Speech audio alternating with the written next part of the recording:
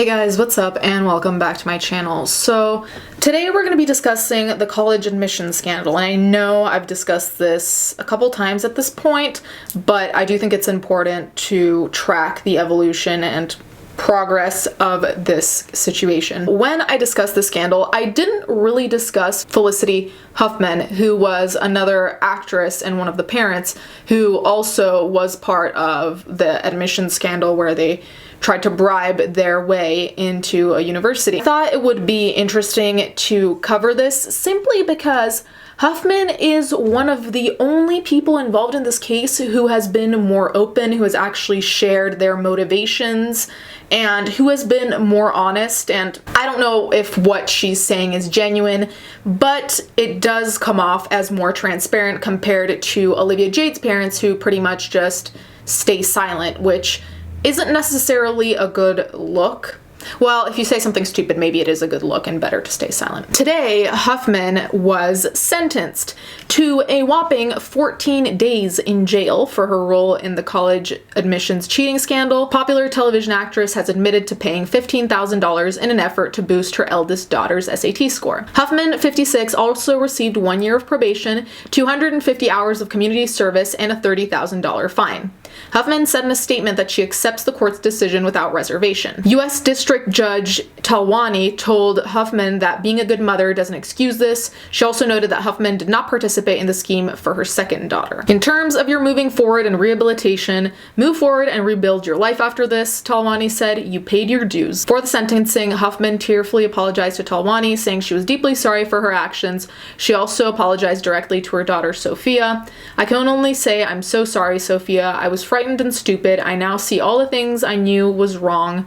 I realize now that love and truth must go hand in hand. I take full responsibility for my actions. So while she still did fuck up and there's no way around that, I do potentially see Huffman as doing a better job than the other people so far who have maintained their silence and maintained their innocence, which is just unrealistic at this point, but okay. Prosecutors had sought a 1 year sentence for Huffman. Federal prosecutor Eric Rosen said, with all due respect to the defendant, welcome to parenthood. That's what every parent goes through, Rosen said. What parenthood does not do. It does not make you a felon. It does make you cheat. We all want the best for our children, but most parents have the moral compass to not step over the line. Burn. In 2017, Huffman paid the $15,000 to William Singer, an admissions consultant who allegedly bribed Tess Proctor to make corrections on her daughter's SAT. Her daughter received a score of 1420, approximately 400 points over her PSAT score from the year prior. Huffman pleaded guilty to a single count of conspiracy and fraud in May. Earlier Friday, Talwani said the size of the bribes paid by the parents in the admission scandal would not influence the severity of their punishments.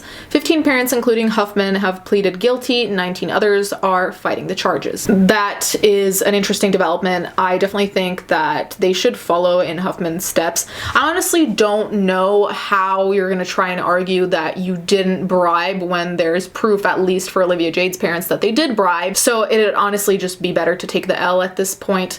However, an interesting thing about Huffman that I wanted to talk about prior, but I felt like I should just wait till now to kind of wrap everything up. Huffman actually wrote a letter to the judge prior to sentencing, kind of explaining why she did what she did and her thought process, and I actually thought it was interesting because, let's just read it. I'm gonna read a part of it, then I'll link the article down below. I honestly didn't and don't care about my daughter going to a prestigious college. I just wanted to give her a shot at being considered for a program where her acting talent would be the deciding factor. This sounds hollow now, but in my mind, I knew her success or failure in theater or film wouldn't depend on her math skills. I didn't want my daughter to be prevented from getting a shot at auditioning and doing what she loves because she can't do math. I deeply understand this sentiment, trust, because I also am not great at math, and for the degrees I have, math is completely irrelevant. For English literature degrees, math really has no bearing. However, when I applied to the universities, my SAT scores were looked at, and therefore my math in the SAT score was looked at and it was taken into account.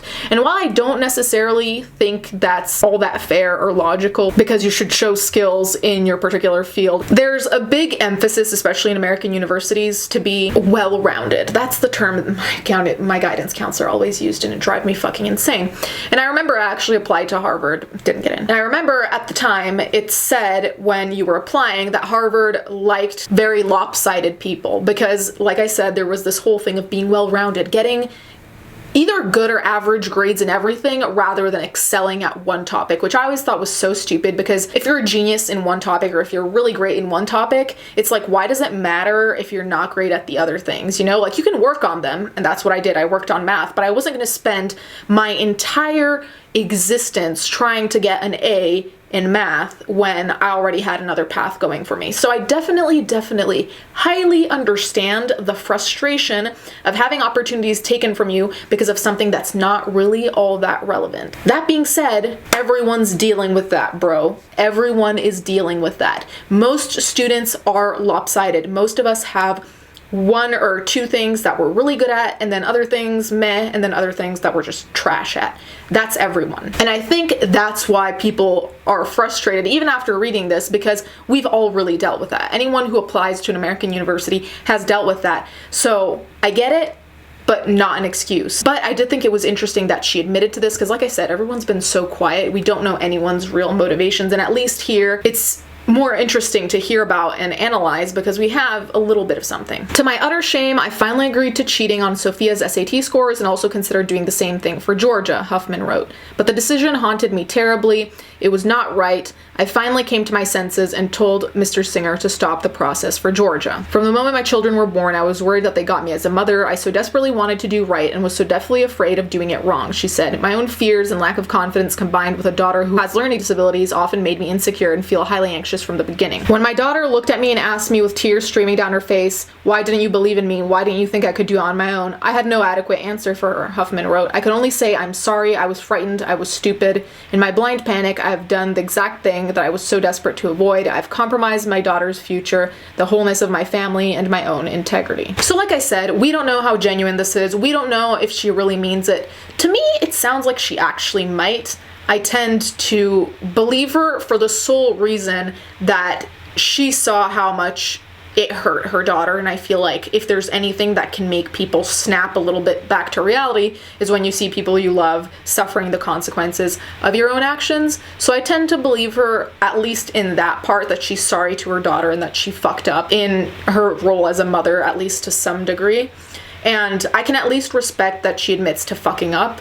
Hopefully she does mean it, but I definitely think that she has shown a little bit more integrity than everyone else, because integrity can mean fucking up, which they did, and it also means being aware of that and apologizing and hopefully atoning in some way and not doing the same thing again, which she almost did, but then didn't with the other daughter, Georgia, so I can respect that because at least she clearly realized it was wrong before she was caught for the second daughter. I think overall, hopefully, this is a good lesson for others. As I've said before, this is not the first time college bribery has happened. This is not the last time it's going to happen. But when there are big enough scandals, it does make me hope that other people, at least, even if it's not a moral thing, get scared enough so that they don't do it. I'm glad this is kind of coming to a close, at least for one of the families. For everyone else who keeps fighting, I think you're digging yourself a way, way deeper grave, but go for it. I'll be reading the headlines, eating my popcorn. Anyways, guys, let me know what you think in the comments down below. Do you think she's genuine? Do you think this is a step forward for at least this family? Let me know.